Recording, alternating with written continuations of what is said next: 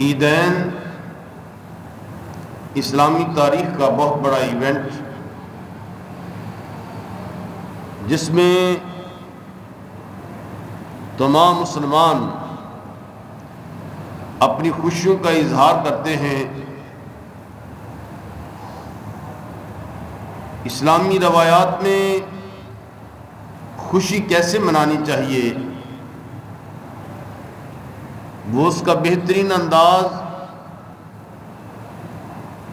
کہ بندہ مومن اللہ کے حضور کس طرح خوشی کا اظہار فرمائے۔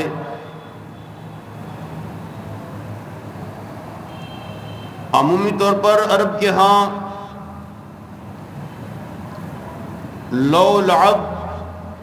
شباب و کباب اور ناچ گانا شامل تھا، جیسا کہ ہم بر صغیر کے حوالے سے دیکھتے ہیں۔ اس میں بھی جب ان کی دیوالی آتی ہے یا ان کا کوئی تہوار آتا ہے تو آپ دیکھتے ہیں کہ کس طرح وہ ناچتے ہیں، گاتے ہیں، شور و غل کرتے ہیں، شراب اور کباب کی محفلیں چلتی ہیں اور رقص و سرود کے محافل کا انعقاد کیا جاتا ہے۔ عرب کی تاریخ میں بھی ایسے ہی تھا، میلہ عکاظ لگتا اور ان کے ہاں حج بھی ایک میلے کا سماں ہوتا۔ مشعر الحرام کے پاس، مزدلفہ کے پاس آ کر عرب کے لوگ، خاص پر قریش، وہ جمع ہوتے۔ قریش اپنی خاندانی صفات اور اپنے مار کے جنگوں کے اندر مختلف انداز کے ساتھ بیان کرتے۔ مدینہ منورہ میں آ کر اسلام تشریف لائے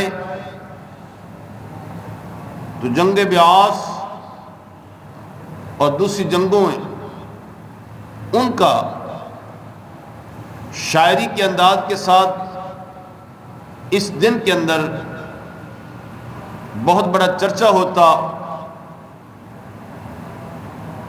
اللہ تعالیٰ کی بارگاہ میں نبی علیہ الصلوۃ والتسلیم نے دعا فرمائی کہ انسان کی جمالیاتی حس کو کیسے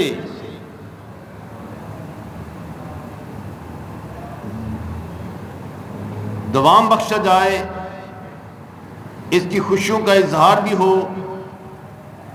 لیکن لو لعب، شباب و کباب اس سے دور رہے، رقص و سرور کی محافل سے اپنے آپ کو دور رکھے۔ وہ دور جاہلیت تھی، چنانچہ اللہ تعالیٰ کی ذات نے ہمیں، آقا علیہ السلام نے فرمایا کہ عربوں کے دو میلوں کے عوض میں ان کے متبادل اللہ تعالیٰ کی ذات نے ہمیں دو خوشیاں بھی عطا فرما دی ہیں۔ ایک عید الفطر کی روشنی میں، ایک عید الاضحیٰ کی روشنی میں۔ ان خوشیوں میں تم کیا کرتے ہو؟ اچھے کپڑے پہنتے ہو، اچھا کھانا کھاتے ہو، ایک دوسرے کے ساتھ ملاقاتیں کرتے ہو، آتے ہو، جاتے ہو اور سیر کرتے ہو۔ اے ملت اسلامیہ، تم ایک بہت بڑی آزمائش، کما قال اللہ سبحانہ وتعالی وَلَنَبْلُوَنَّكُمْ بِشَيْءٍ مِّنَ الْخَوْفِ وَالْجُوعِ، بہت بڑی آزمائش سے گزرے ہو۔ وہ آزمائش اللہ تعالیٰ کی ذات نے ماہ رمضان کے روزوں کی شکل کے اندر، قیام اللیل کی شکل کے اندر، سحر و افطار کی روشنی کے اندر اور تلاوت قرآن مجید کی روشنی میں بہت بڑا عظیم آزمائش تھی. اس آزمائش میں تم کامیاب و کامران ہو گئے. چنانچہ اللہ تعالیٰ کی ذات نے قرآن عزیز میں حکم دیا قد افلح، یقیناً وہ شخص کامیاب ہو گیا، من تزکا، جس نے اپنا تزکیہ کیا. ماہ رمضان کے اندر تزکیہ نفس جسمانی اعتبار سے، مالی اعتبار سے کتنی مشقت تھی. نبی علیہ السلام نے لوگوں کے درمیان تحریص، شوق پیدا کیا کہ لوگوں کو کھلاؤ پلاؤ، میں تمہیں قیامت دن اپنے حوض کوثر سے پلا ڈالوں گا. تم لوگوں کی خوشیوں کو تقسیم، اپنے اندر اپنی خوشیوں میں لوگوں کی خوشیوں کو بھی شامل کر لو. فطرانہ کی شکل کے اندر فرمایا کہ تمہارے مال، سارے مال کا ذمہ میں لے لیتا ہوں، اللہ تعالیٰ کی ذات اس کی حفاظت فرما ڈالے گا. غرض اسلام جہاں امیروں کو خوشیوں کا حکم دیتا ہے، وہاں غریبوں کو بھی ساتھ شامل کرتا ہے کہ اے بندہ مومن، ان غرباء کا کوئی قصور نہیں ہے، وہ تمہارے لیے اللہ تعالیٰ کی ذات نے آزمائش بنائی ہے. وہ تمہارے بھائی ہیں، وہ تمہارے اسلامی نقطۂ نظر سے تمہاری جماعت کے ساتھ تعلق رکھتے ہیں، لہذا تم ان کو اپنی خوشیوں میں شامل کرو، ڈونیٹ کرو پور پیڈ اور فطرانہ کی شکل کے اندر، اور ان کو بھی اچھے انداز کے ساتھ کھانا کھلاؤ. اس طرح تم ماہ رمضان کے اندر جس طرح ایک دوسرے کو کھلاتے رہے. فرمایا کہ آج شیطان 1 مہینے کے بعد وہ رہا ہو گیا ہے، اور رات کو آپ نے دیکھا کہ بازاروں کے اندر شیطان نے کس طرح ادھم مچایا ہوا تھا، اور بڑے بڑے صوفیاء کرام، اعتکاف کرنے والے اور بڑی بڑی تراویح کا اہتمام کرنے والے، وہ بھی وہاں پہ شامل تھے. یہ آزمائش تھی ہماری کہ کس طرح ہم اپنے ایمان کو محفوظ رکھنا ہے. اسی وجہ سے اللہ تعالیٰ کی ذات نے حکم دیا کہ تم عیدگاہوں اور مساجد کی طرف جب آؤ تو اللہ کی کبریائی کو بلند کرتے آؤ، رستوں کو بدل کے جاؤ اور اللہ تعالیٰ کا نام لے کر جاؤ. شیطان کے اوپر ضرب لگاؤ کہ اے شیطان لعین، بے شک تو آزاد ہو گیا ہے، لیکن ہم پھر بھی اللہ تعالیٰ کے بندے ہیں. ہم اس کی اظہار تشکر کے لیے، خوشی یقیناً ہمارے پاس ہے، لیکن ہم اس خوشیوں کو ایک پازیٹیو انداز کے ساتھ اچھے کپڑے پہن کر سب سے پہلے اللہ تعالیٰ کی بارگاہ میں فصلا نماز پڑھیں گے، اس کا شکر ادا کریں گے، پھر اس کے بعد اللہ تعالیٰ کی جو نعمتیں ہیں ان کو کھائیں گے. اور اس طرح ایک دوسرے کے ساتھ جتنے بھی معاملات ہیں وہ غمی کے اور خوشی کے ہم اس کو ان کو ادا کریں گے. تو حضرات عزیز احترام، اللہ تعالیٰ کی ذات نے مسلمانوں کو یہ عظیم نعمت اس وجہ سے بھی عطا کی کہ مدینہ کے اندر یہود، وہ ان کی بہت بڑی تعداد تھی، اور وہ آئے دن اسلام کے خلاف سازشیں کرتے. ان سازشوں کے اندر اسلام کو اور آقا علیہ السلام کے بارے میں مختلف قسم کی کانسپیریسی ہوتی رہتی تھی. اور نبی اکرم صلی اللہ علیہ وآلہ وسلم نے تمام کے تمام صحابہ اکرام کو، ان عورتوں کو بھی، بچوں کو بھی، بوڑھوں کو بھی، وہ عورتیں جو حائضہ ہیں، نماز نہیں پڑھ سکتی ہیں، ان کو بھی حکم دیا کہ مدینہ منورہ سے باہر نکلو، اور باہر نکل کر ایک کھلے میدان کے اندر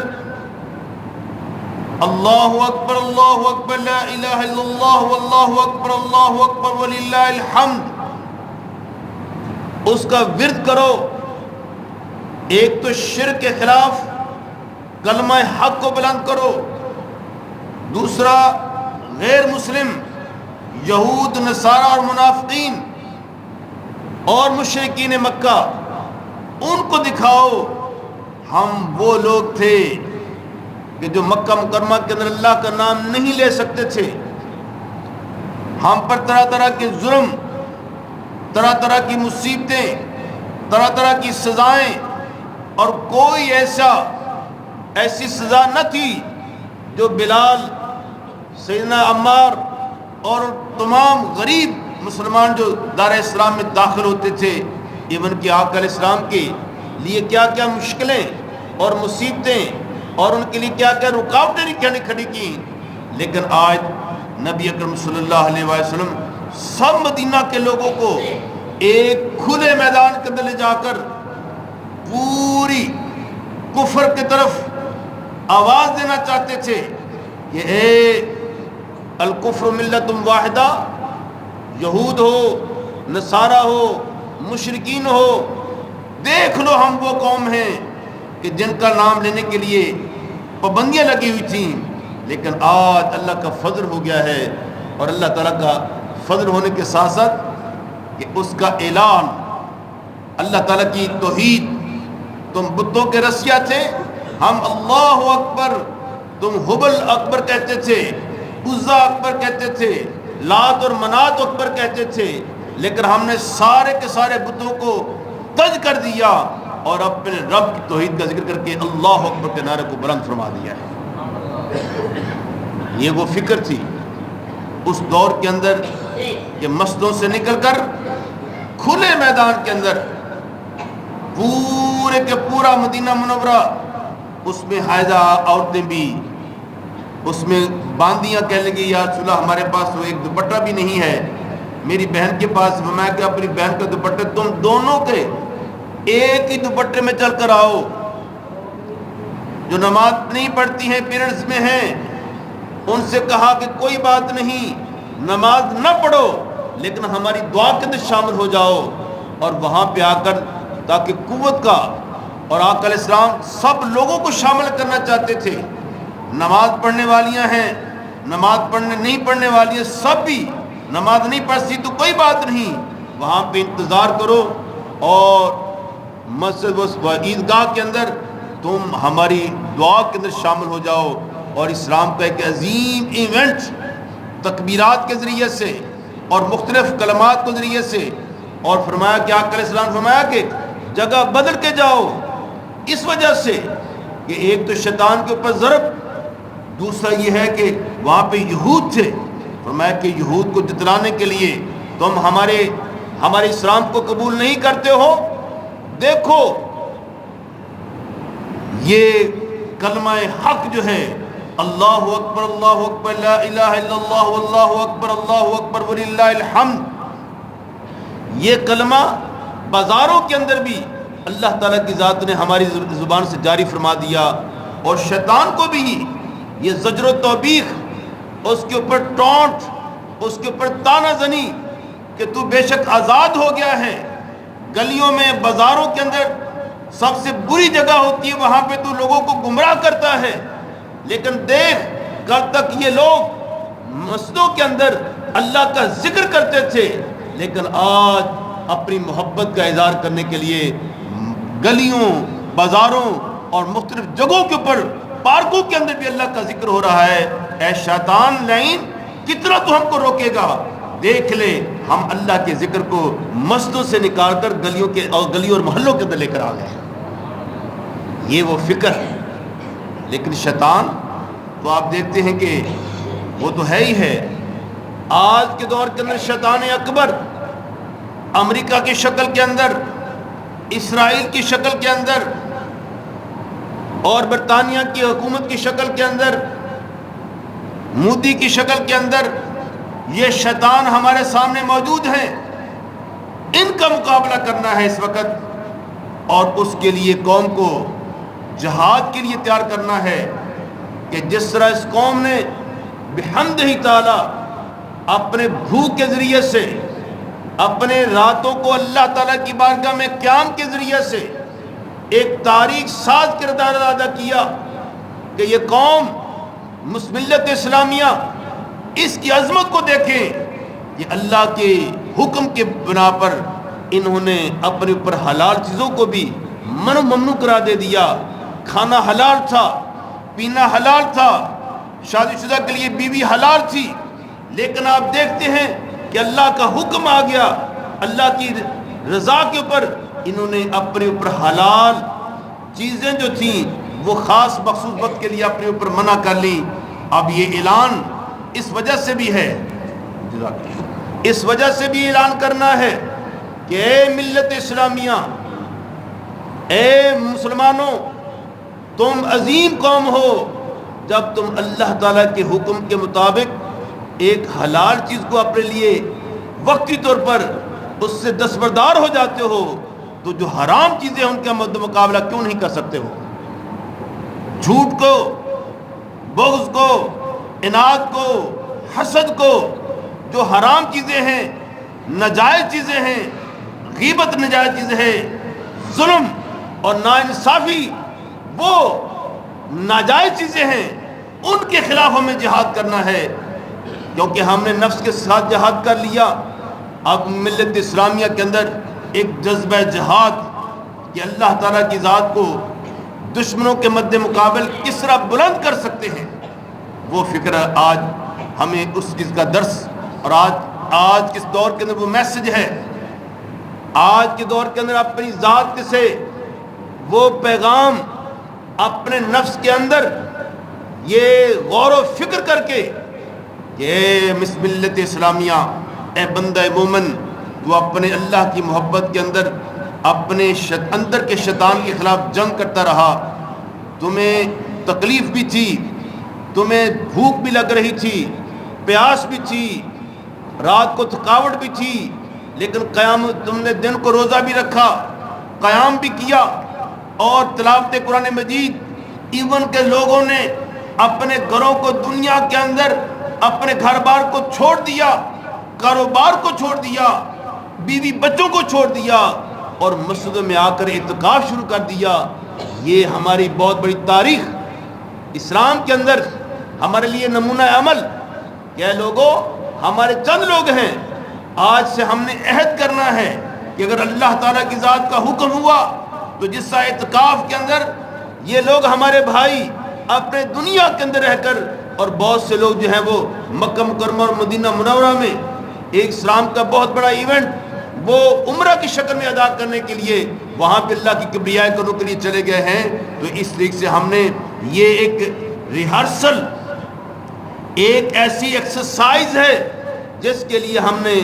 اپنے اعلان کرنا ہے آج کی تاریخ کے اندر اس عید الفطر کے اوپر. اور کمال حکمت ہے کہ اللہ تعالیٰ کی ذات نے یہ نمازیں،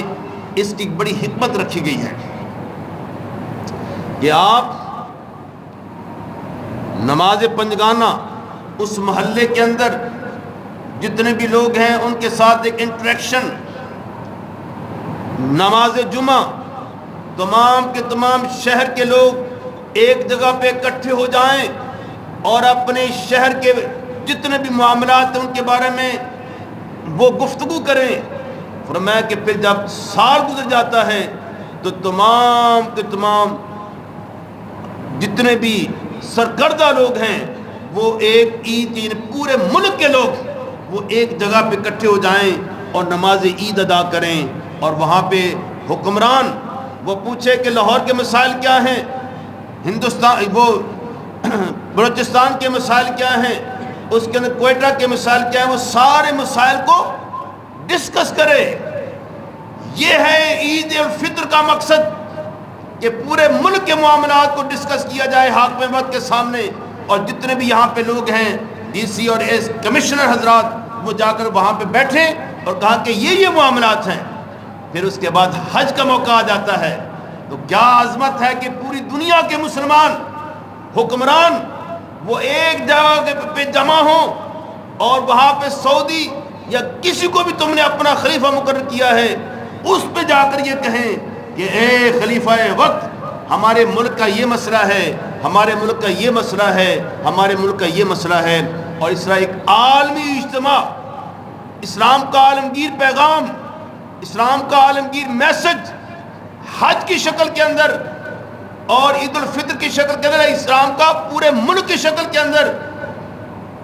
جمعہ کے اندر، پورے شہر کی شکل کے اندر، اور نماز کے اندر پورے محلے کی شکل کے اندر اللہ تعالیٰ کی ذات نے اس نظام عبادت کے اندر تمہارے لیے ایک معاشرتی سماجی ایک پیغام دیا ہے. ایک پیغام یہ ہے اسلام کے اس نظام عبادت کے مقاصد. آئیے اللہ تعالیٰ کی ذات نے جو ہمیں عظیم فکر عطا کی ہے کہ ہم چھوٹے چھوٹے محدود ذہن کے ساتھ نہیں بلکہ ایک براڈ ویژن کے ساتھ اسلام کے آفاقی اور عالمگیر نظام کو پیش نظر رکھتے ہوئے ان تمام کے تمام ایونٹس کو اپنے لیے کہ کیا مقصد ہے اس کا، اس کے لیے تمام مسلمانوں کو جو سرکردہ لوگ ہیں ان کو اس بارے میں یوٹیلائز کرنا چاہیے تاکہ وہ اسلام کا ایک سافٹ کارنر جو ہے وہ دنیا کے سامنے پیش کریں کہ نماز محض سجدہ کرنا انفرادی چیز نہیں ہے بلکہ ایک عالمگیر اور اجتماعی چیز ہے جس کو جب تک اس کو ڈسکس نہیں کیا جائے گا، اس کو اس انداز کے ساتھ سیلیبریٹ نہیں کیا جائے گا، اس وقت تک اس کے مقاصد جو ہیں وہ ہم حاصل نہیں کر سکتے ہیں. اللہ تعالیٰ کی ذات ہمیں اس نمازوں کے ذریعے سے، نماز عید الفطر کی اس اجتماع سے ایک ملک کا پیغام، ایک خطبہ ہو جہاں سے امت کو یہ پیغام دیا جائے کہ آئندہ کون دشمن ہے، ہم نے اندر کے دشمن شیطان کا کس قدر مقابلہ کیا اور شیطان کے باقی سارے شتونگڑے ہیں ان کا مقابلہ جب تک انسان اپنے نفس سے مقابلہ کر لیتا ہے سمجھ لو کہ پھر دنیا کی کوئی بھی طاقت اس کے سامنے آ جائے وہ اس کا مقابلہ نہیں کر سکتی ہے، کیونکہ اس کے پاس ایمان کی شکل کے اندر بہت بڑا ایٹم بم موجود ہوتا ہے. یہ فاقہ کش جو موت سے ڈرتا نہیں ذرا، روح محمد اس کے بدن سے نکال دو. کہ جب تک محبت الہی تمہارے سینوں میں موجزن ہے، بدر کی تاریخ، غزوہ خندق کی تاریخ، تبوک کی تاریخ، فتح مکہ کی تاریخ، کتنی جنگیں ہوئیں، وہ تن رہا لوگ محمد مصطفیٰ کی قیادت کے اندر اور اللہ تعالیٰ کی ذات پر توکل کرتے ہوئے نکلتے ہیں تو اللہ تعالیٰ کی ذات کامیابی اور کامرانی عطا فرما دیتا ہے. آج بھی ملت اسلامیہ زور دے آپ لوگوں کے اوپر، حکومت پاکستان کے اوپر، کہ غزہ کے مسلمانوں کو جو ایک یہود، اور وہاں پہ یہود جو ہیں وہ کیا کہہ رہے ہیں،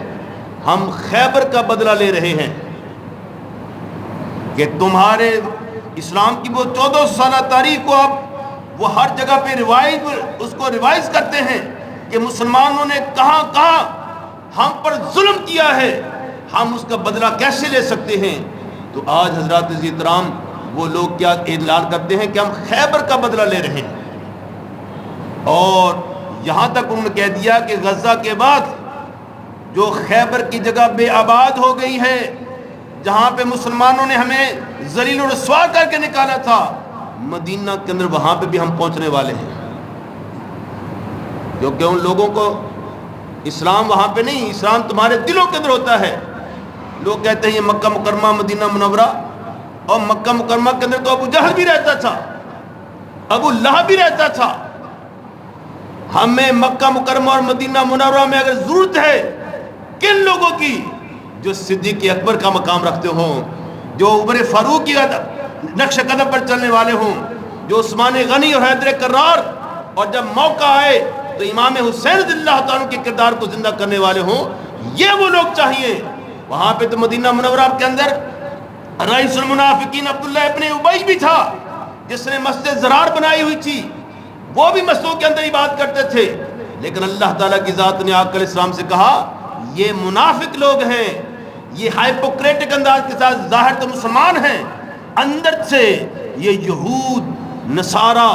اور مشرکین کے ساتھ ملے ہوئے ہیں، لہٰذا ان کو اپنی مسجد کے قریب نہ آنے دیا جائے. ایسے لوگوں کو ہم نے ہائی لائٹ کرنا ہے جو منافق اعظم ہیں. پاکستان کے اندر بھی جو لوگ غزہ کے بارے میں جلوس نکالنے اور احتجاج کرنے کے اوپر ظلم کرتے ہیں، وہ بھی